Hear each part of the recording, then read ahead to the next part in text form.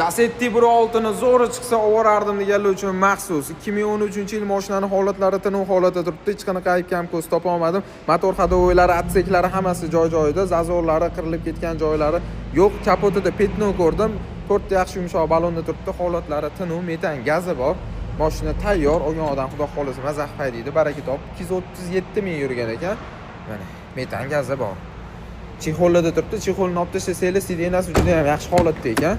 Men ochib ham ko'rib tekshirib oldim. Ya'ni o'zingiz uchun bir qator bemalol ko'rib tekshirib olsangiz ham bo'ladi. Orqalarida optiralar bilan bagajni qopqog'ida kraska ko'rdim. Ichlari butun bo'lib turibdi. Tayyor mashina mana sizlarga. Olasizlar, mazah haydaysizlar. 1.6 larni bilganlar bo'lsa, moy yemaydi, kaprizli emas, mazah yurasizlar. Yillari ham mana balal bagajlari bor. Mana bitta ro'zg'ori tebratadigan mashina. 2 mash kriloda kraska ko'rdim.